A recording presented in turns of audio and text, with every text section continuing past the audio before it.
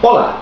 Continuando com a nossa consideração a respeito da desassociação e de como essas pessoas são tratadas pela doutrina da organização Torre de Vigia, um outro aspecto interessante, nós estávamos analisando justamente o texto de 1 Coríntios 5:11, em conexão, fazendo uma analogia com 2 Tessalonicenses, capítulo 3, versículo 14, e até vimos ali que havia uma mesma palavra utilizada pelo apóstolo Paulo, que foi traduzida de formas diferentes, e que significa literalmente, não vos mistureis com, no sentido de não ter parceria, de não ter companheirismo íntimo com aquela pessoa, uma associação achegada com uma pessoa que, afinal de contas, tinha um comportamento empedernido, imoral, conforme o apóstolo Paulo cita no contexto.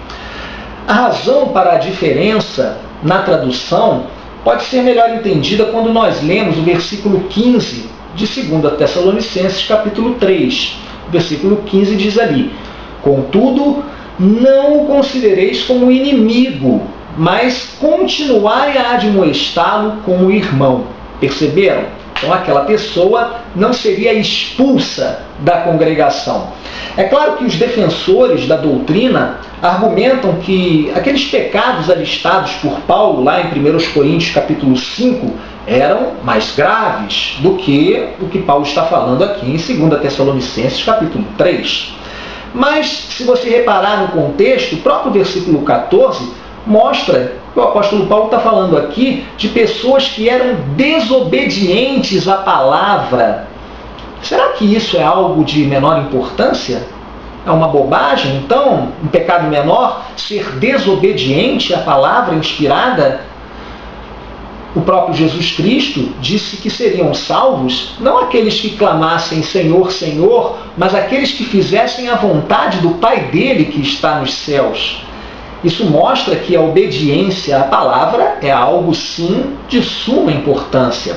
Portanto, quando ele cita em 1 Coríntios fornicadores, idólatras, gananciosos e assim por diante, ele está falando, evidentemente, de pessoas que são desobedientes à palavra. E como nós estamos vendo aqui, pela própria palavra grega usada pelo apóstolo Paulo, o tratamento a essas pessoas, em ambos os casos, é o mesmo.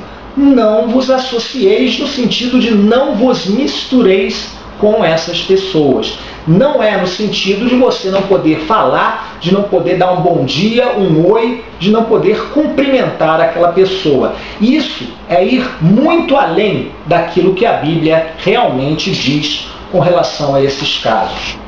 Também é importante notar o seguinte: no fim da tradução do Novo Mundo, existe uma tabela em que ali consta o ano aproximado do fim da escrita de cada livro bíblico.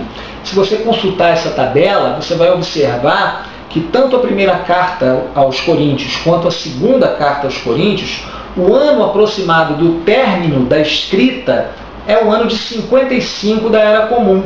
Isso mostra que houve um intervalo muito pequeno, provavelmente apenas de alguns meses, entre aquela disciplina em base pessoal, individual, conforme nós já vimos, que foi administrada contra aquele pecador, e a confirmação do amor daqueles irmãos por aquele homem após a administração da disciplina, que certamente surtiu o efeito desejado.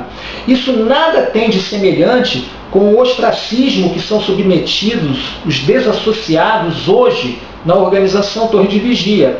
Muitas vezes, por anos e anos a fio, sendo difamados, tendo a sua reputação arruinada, aqueles que no decorrer dos anos conseguiram edificar uma excelente reputação, e recebendo imediatamente após o anúncio o rótulo de imorais, inimigos de Deus ou apóstatas.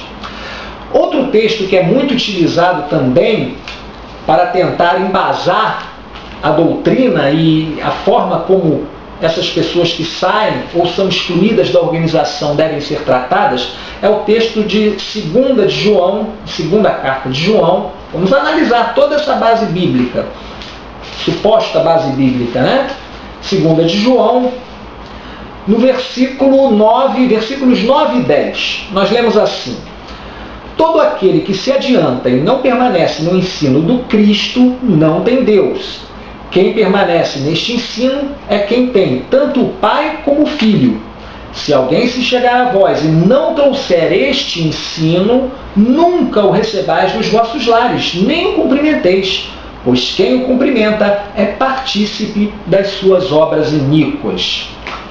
Interessante esse texto, mas ele fala aqui daquele que se adianta e não permanece no ensino do Cristo. Será que ele está se referindo a uma pessoa que sai de uma organização religiosa, como a Torre de Vigia, por discordar de alguns dos seus ensinos?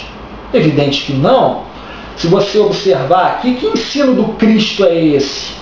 Ele diz aqui no versículo 10, se alguém se chegar a vós e não trouxer este ensino. Que ensino? No contexto, é importante analisarmos o contexto, que a organização às vezes pega o texto e aplica totalmente fora do contexto bíblico, né? Então vamos lá, no versículo 7 ele diz, pois muitos enganadores saíram pelo mundo afora, pessoas que não confessam Jesus Cristo vindo na carne. Este é o enganador e o anticristo. Isso nada tem a ver com quem discorda de uma organização religiosa e da sua liderança eclesiástica. Ele fala de pessoas que não confessam Jesus Cristo vindo na carne. Outro texto bastante utilizado, novamente o apóstolo João, agora na sua primeira carta, 1 de João, capítulo 2, versículo 19, quando nós lemos, saíram do nosso meio, mas não eram dos nossos, pois se tivessem sido dos nossos, teriam permanecido conosco. Mas saíram para que se mostrasse que nem todos são dos nossos. Novamente, vamos observar o contexto. Aqui no versículo 18, olha o que o apóstolo João está dizendo aqui. Criancinhas, é a última hora, e assim como ouvistes que vem o anticristo, já está havendo agora muitos anticristos, sendo que deste fato obtemos o conhecimento de que é a última hora. Então ele está falando do mesmo assunto. O contexto é o mesmo, ele está falando de anticristos.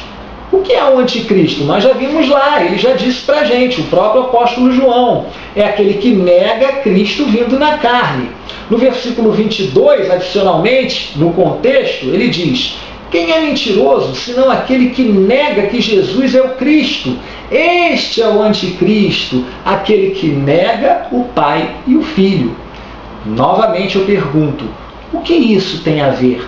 Como se aplica esse texto a alguém, por exemplo, que sai da organização Torre de Vigia por discordar não dos ensinos básicos da Bíblia com relação ao Cristo e ao Pai dele, mas aos ensinos singulares, particulares daquela organização e da sua autoridade eclesiástica? Não se aplica, não tem nada a ver, a não ser, evidentemente, por uma interpretação forçada e forjada para dar uma base de sustentação a uma doutrina espúria. Outro texto que nós podemos considerar é o de Tito, capítulo 3, versículos 10 e 11. Vamos observar? Tito 3, 10 e 11. O apóstolo Paulo diz assim, quanto ao homem que promove uma seita, rejeita-o depois da primeira e da segunda admoestação, sabendo que tal homem foi desviado do caminho e está pecando, estando condenado por si mesmo. Ele fala aqui de alguém, então, que foi desviado do caminho. Quem será esse homem? Será que é aquele que saiu da organização por discordar dela? Não. Quem é esse caminho? O próprio Jesus Cristo responde em João capítulo 14, versículo 6, quando ele diz, eu sou o caminho, a verdade e a vida. Ninguém vem ao Pai senão por mim. Portanto, desviar-se do caminho significa desviar-se do Cristo. Desviar-se do Cristo é negar a Cristo, é ser um anticristo. O apóstolo Paulo está falando da mesma coisa que o apóstolo João estava falando naqueles outros textos que nós acabamos de analisar. Então, isso novamente não se aplica. Outro texto bastante utilizado é o de 2 de Pedro, capítulo 2, versículos 19 a 22. Mas como o tempo está se esgotando, nós vamos partir para um terceiro vídeo e vamos complementar essa matéria. Mais uma vez, obrigado.